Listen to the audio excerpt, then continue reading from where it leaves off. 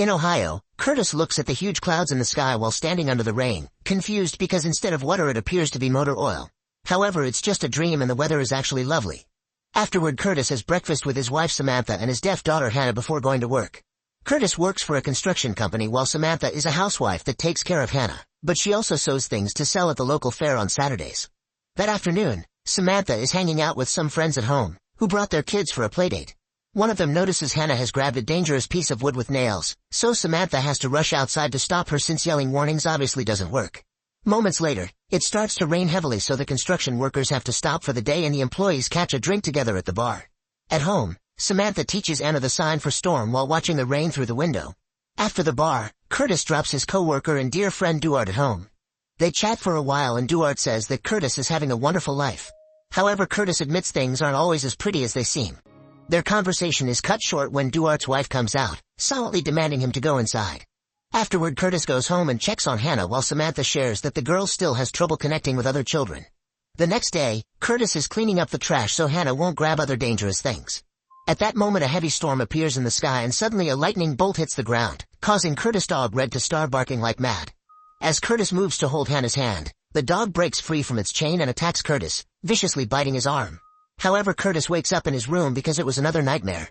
During breakfast, Curtis can't stop thinking about how real the dream felt.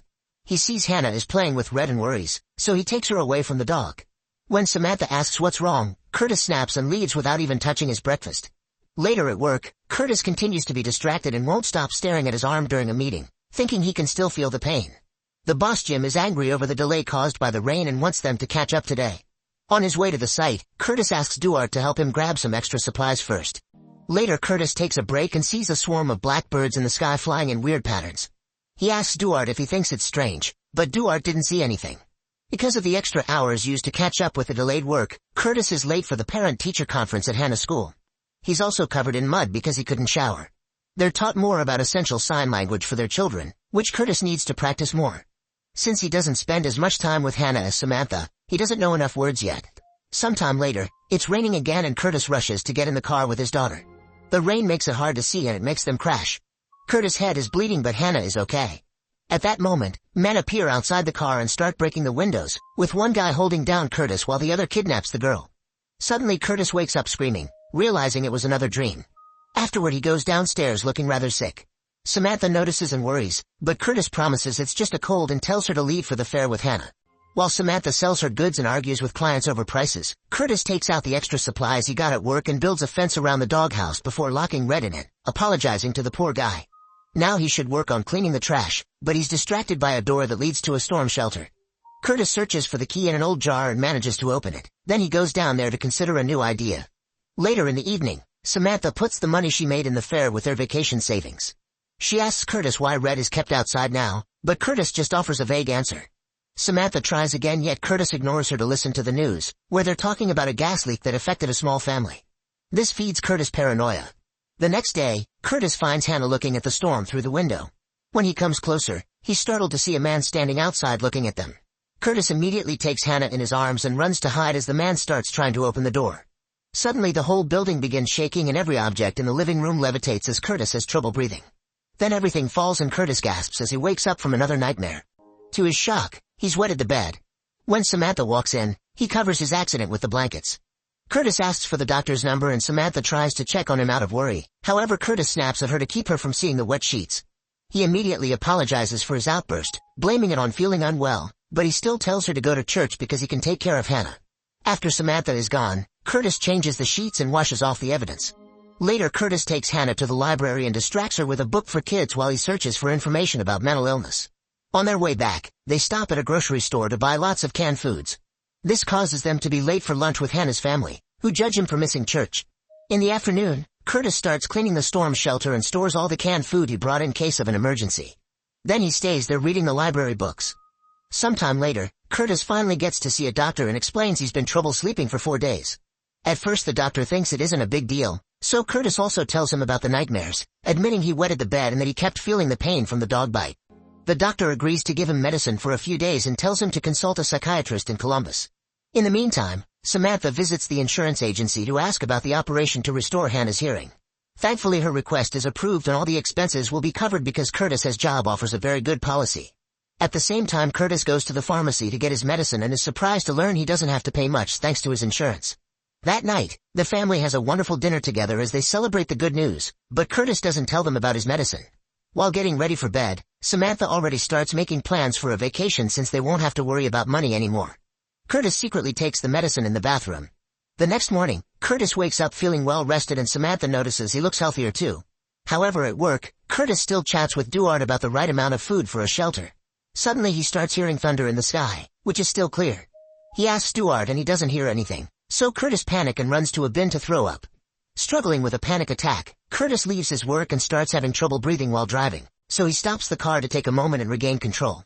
When he's finally calm, he notices a place that sells containers and gets one to expand the shelter. Moments later he visits his mother, who behaves awkwardly because she's heavily medicated. It turns out she developed paranoid schizophrenia at about the same age that Curtis is now. He's worried that the same may be happening to him and tries asking a few questions, but she doesn't remember much about those stressful years. Afterward Curtis calls his doctor to explain he can't drive all the way to Columbus for a psychiatrist, so he asks for an alternative. That night he calculates how much it would cost to transform the shelter into a full bunker. The next morning he goes to the bank and takes out a home improvement loan without telling his wife and ignoring his agent's warnings. Later at work, Curtis asks Duarte for help because he wants to take some equipment from work to build his bunker. This is against the rules, but Duarte agrees to help. A worried Duarte also asks him if he's fine, and Curtis assures him he is.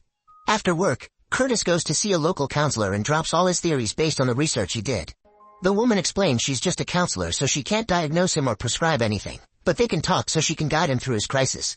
He starts talking about his mother, who one day left the family and his dad had to raise him and his brother. She was later found eating trash out of a dumpster and they had to put her in a state hospital. He also starts opening up about his dreams. In the evening, the family goes to another school meeting. On their way back, Curtis stops the car because he's seeing tons of lightning in the sky. However, her family is still sleeping and no other driver reacts, making him worry more about his mental health. On Saturday while Samantha and Hannah are at the fair, Curtis and Duarte start working on the shelter. When Samantha arrives and sees everything, she freaks out and an argument ensues. Samantha gets angrier when she hears Curtis took a loan and yells as she demands an explanation for all his weird decisions lately, like locking up Red. However, Curtis says there's nothing to explain and leaves the room to check on Hannah while Samantha has a breakdown. That night, Curtis takes more medicine than he should. In the middle of the night, Samantha wakes up when she discovers Curtis having a seizure and bleeding next to her. She immediately calls an ambulance, ignoring Curtis when he says it isn't necessary. Moments later after the paramedics leave, Curtis finally tells Samantha everything. He swears he's going to the counselor often because he doesn't want to leave his family like his mother did. The next day, Curtis and Samantha take Hannah to the hospital for a checkup and her surgery is scheduled in 6 weeks. At work, Curtis goes to see his boss and asks him to take Duarte off his crew because he doesn't want to give orders to his best friend. Jim thinks it's weird but agrees before pointing out Curtis has been missing a lot from work. Curtis explains it's because of Hannah's doctor visits, but Jim gives him a warning. After work, Curtis goes to a store to buy gas masks, which turn out to be very expensive. Meanwhile, Duarte's wife tells Samantha about the rumors behind Curtis' behavior, but Samantha gets defensive and swears they're doing fine. Sometime later, Curtis is working on the shelter when he's visited by his brother Kyle, who has heard about his strange behavior from Samantha. Kyle worries about Curtis' health but Curtis keeps saying he's fine and tells Kyle to visit their mother. It's clear that the brothers have a very awkward relationship. Before Kyle leaves, Curtis remembers he had been looking for a dog and asks him to take Red. During a stormy afternoon, Curtis enters the kitchen and finds Samantha soaked from the rain. They stare at each other for a moment before she considers grabbing a knife. However, this is another dream. At breakfast, Curtis can't shake the freaky nightmare feeling and when Samantha tries touching his hand, he moves it away. At that moment, they notice Jim waiting outside. Curtis rushes to meet him and hears horrible news. Jim found out about the equipment Curtis borrowed illegally, so he fires him with only 2 more weeks of medical insurance. Duarte has also been given 2 weeks of unpaid administrative leave for helping. When Curtis shares the news with Samantha, she slaps him before rushing out of the room with Hannah. Later, Curtis goes to see his counselor only to discover the woman was transferred and there's a new guy. This man wants him to start over from the beginning, but Curtis can't take going over his mother again and losing the progress so he leaves without a word. He goes back to the shelter and continues working on it. Meanwhile, Samantha keeps fixing neighbors' clothes for extra money, but it isn't enough and she must take the remaining savings from their vacation can. In the evening, Samantha talks to Curtis, who explains his flinching was because of a dream and grabs her hand to prove he's working on it. Samantha announces they're canceling the beach trip and they'll use his last check to cover 2 months of bills.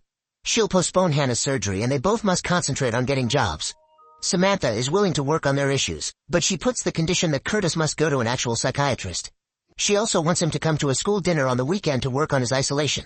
On the night of the event, Curtis is confronted by Duarte, who blames him for his job suspension. Curtis tries to ask him to talk later in private, but Duarte keeps going as he complains about Curtis cutting him off when they're supposed to be friends. Duarte even pushes and punches Curtis, who kicks him back. Finally snapping, Curtis yells as he throws a table on the floor. He announces there's a devastating storm coming and nobody is ready for it. Then he has a breakdown and Samantha uses the chance to take him home. Sometime later, Curtis sees Hannah in the middle of the road and runs to pick her up. At that moment a bunch of birds appear in the sky and fly in weird patterns before moving toward Curtis. He protects Hannah as the birds fly past them, then they do another weird pattern before they start falling dead to the ground. Terrified, he runs into the house as a siren begins wailing. At that moment he wakes up and discovers the siren is happening in real life. It's raining quite heavily, so Curtis takes his family and they run to hide in the shelter. After locking the door, Curtis makes them put on oxygen masks just in case. Then they fall asleep and wait for the storm to pass. A few hours later, Curtis wakes up and checks on the door, but he can still feel the storm outside and goes back to sleep. In the morning, Samantha wakes him up, asking him to open the door because the storm is over. Curtis disagrees and says he can still hear it. He also makes Samantha touch the door so she can feel it. However, Samantha doesn't hear or feel anything. Panicking, Curtis steps back and refuses to open the door, offering the key to his wife. Samantha refuses to take it because doing it for him would only delay the issue and Curtis needs to confront his fears. Wanting to be good for his family, Curtis gathers his strength and finally opens the door to find a beautiful sunny day. The neighbors are fine and picking up any trash left by the storm. Sometime later, Samantha finally takes Curtis to the psychiatrist. The doctor agrees to give Curtis more medication immediately and decides he needs time away from the shelter. He tells the family to take a few days off to rest and get ready because Curtis will need to be sent to a specialized facility until he recovers. This means he won't see his family for a while. The next day, the family is at the beach. Curtis and Hannah are making a sandcastle when suddenly Hannah signs the word storm as she points at the sea. Samantha comes out and discovers it's raining oil. At that moment the whole family sees a huge dark storm approaching in the distance and Curtis turns to Samantha, who nods at him to confirm she can see it too. Make sure to subscribe and turn on notifications so you can watch more videos like this. Thanks for watching.